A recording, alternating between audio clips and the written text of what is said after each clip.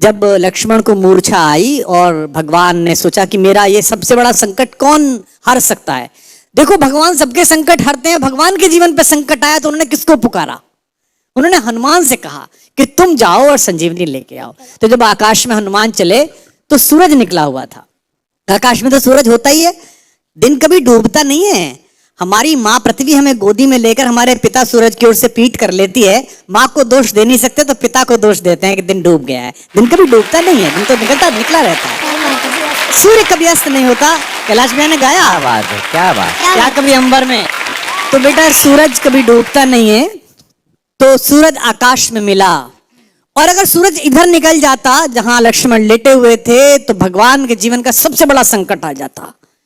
उनका भुजा जैसा भाई, जैसे वो अपनी भुजा कहते हैं दाहिनी, वो पृथ्वी छोड़ जाता। भगवान सहन न कर पाते तो इतना बड़ा काम करने गए, और कितने ताकतवर थे।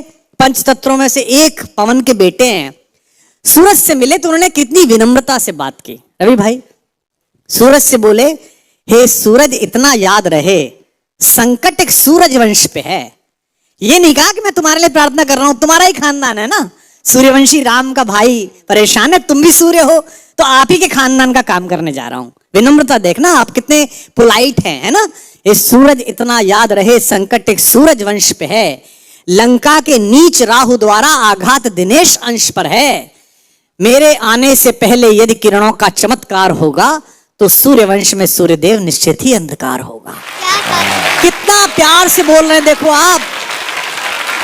इसलिए छिपे रहना भगवान। जिसने राम के अलावा किसी को भगवान नहीं माना वो हनुमान सूर्य से कह रहे हैं, इसलिए छिपे रहना भगवान।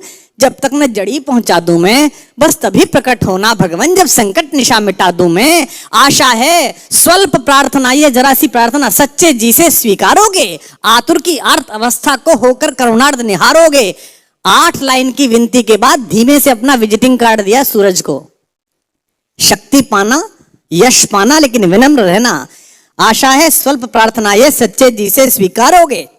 आतुर की अर्थ अवस्था को होकर करुणार्थ निहारोगे। अन्यथा क्षमा करना दिनकर, अंजनी तने से पाला है।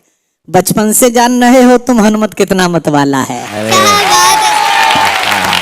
अन्यथा क्षमा करना दिनकर, अंजनी तने से पाला है। बचपन से जान रहे हो तुम हनुमत कितना मतवाला है। और धमकी भी कैसी दी।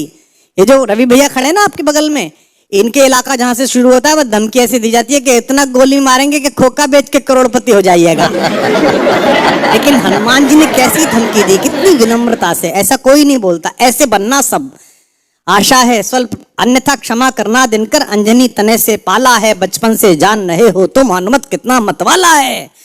मुख में तुमको धर रखने का फिर वही क्रूर साधन होगा। बंदी मोचन तब होगा जब लक्ष्मण का दुख मोचन होगा।